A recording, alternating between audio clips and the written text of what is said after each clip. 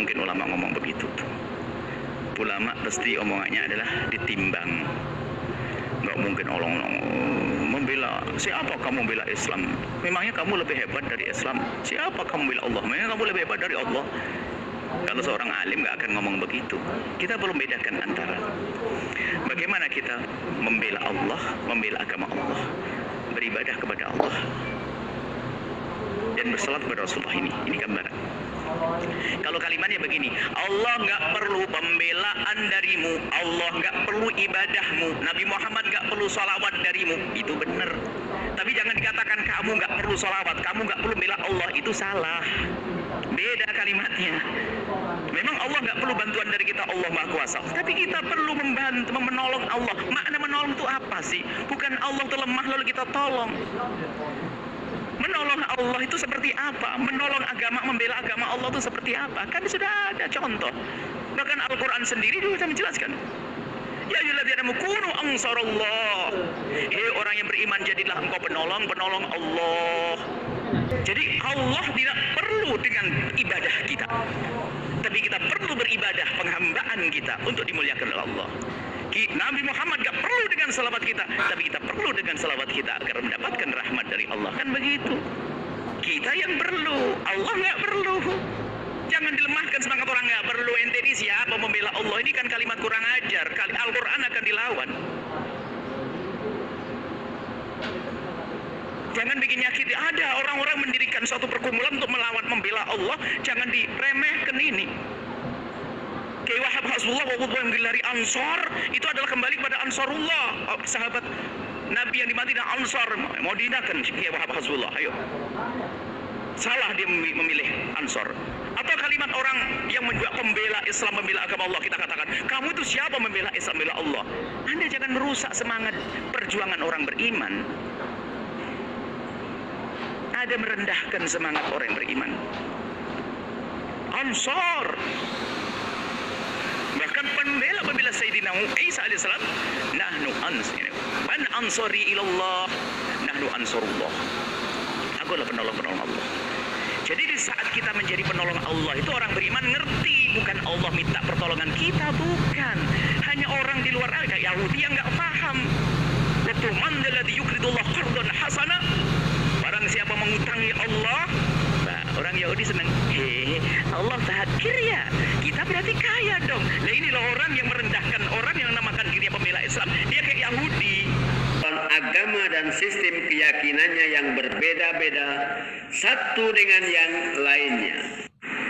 Jika masing-masing pihak dibebaskan untuk berbicara, maka tidak akan ditemukan jalan yang terbaik bagi semuanya. Karena masing-masing pihak hanya mampu melihat semua persoalan di atas meja kepentingan dan keuntungannya sendiri-sendiri secara sepihak. Bagi para penganut pengetahuan positivistik, mereka berpendapat bahwa selamanya agama akan menjadi masalah bagi umat manusia dan pertumbuhannya. Karena agama itu sendiri, sendi-sendi utamanya tidak memiliki pijakan yang bersumber dari kenyataan yang bisa dibuktikan secara empiris positivistik. Bagi mereka, agama hanya akan membuat manusia menjadi primitif dan terbelakang, tidak terbuka dan mampu menerima perubahan-perubahan yang dikembangkan oleh ilmu pengetahuan dan peradaban.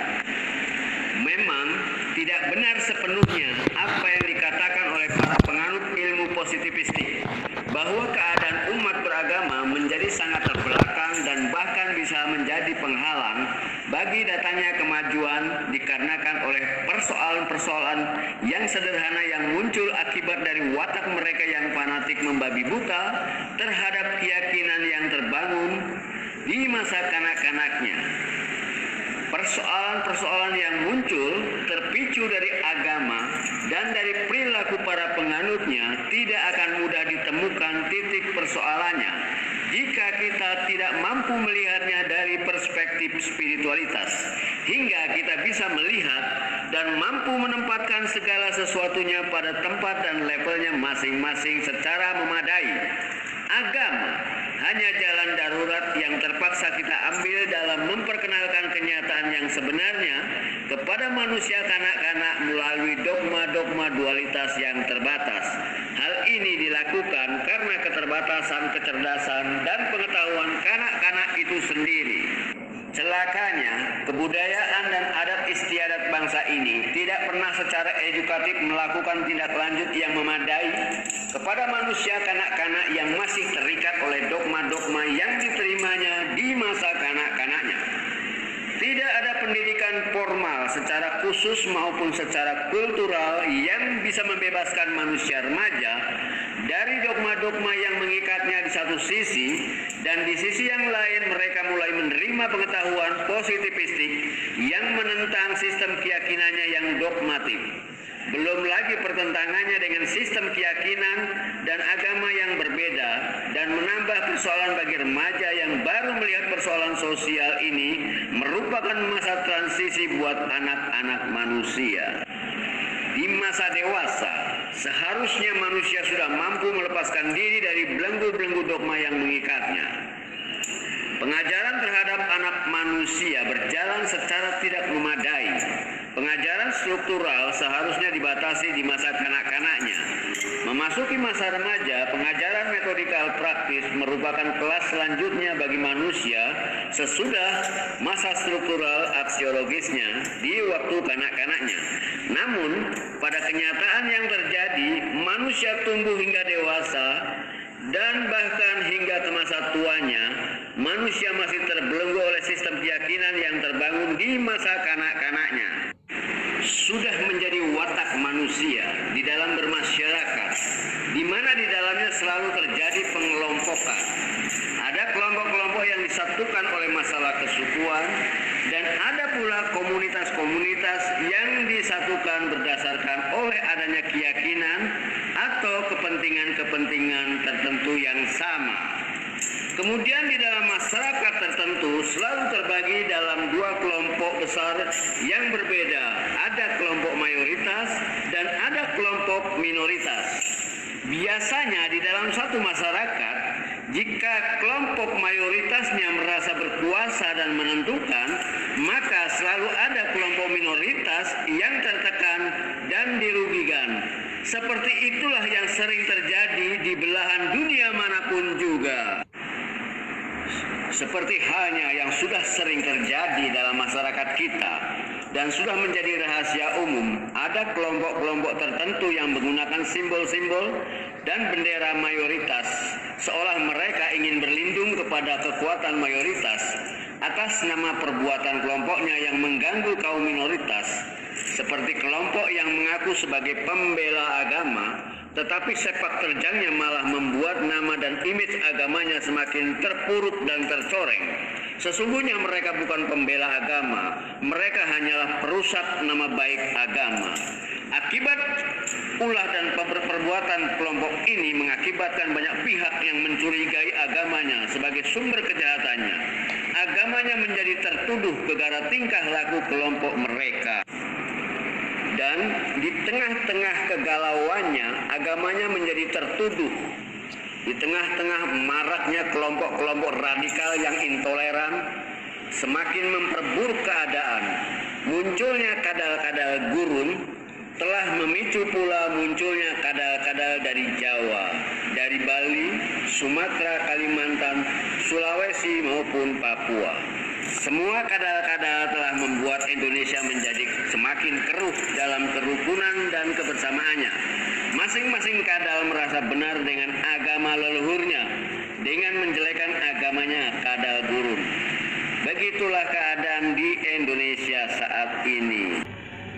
Ya ringkesnya tiada Tuhan selain Allah, tapi kenyataannya sekarang gimana? Malah orang banyak yang beragama ya. Tapi dari penelitiannya Mbah No, orang yang beragama agama apapun otomatis belum bertuhan. Orang beragama belum bertuhan nggih. Kenyataannya ngono. Contoh kabeh tak contohi lho. Kalau bertuhan kan satu ya, Maha Esa. Lek bertuhan wis ora bedakne siapapun, dhisik kan wis tak rocehne. Sak lumai bumi kureping langit kang wujud kang urip, kabeh umat ingsun umat Islam, ingsun kang uripi. Kan wis jelas kan? Kan wis ora bedakne kalau udah bertuhan.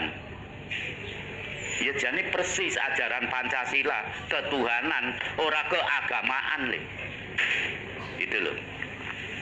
Jadi lek ketuhanan udah ndak membedakan siapapun, tapi lek keagamaan sik jotosan karo koncone dhewe. Itu kasunyatan. Apalagi siji agama ya tunggal agama jotosan lho. Nggih, Mbah. Leres niku. Lah terus oleh-olehane mbahno oleh ngono agama kuwi mah agama salah. Lho saiki lek dirungokne dulur-dulur sing ora trima kongkon rene lho. Mbahno tidak menyalahkan ya, mau aku luruskan.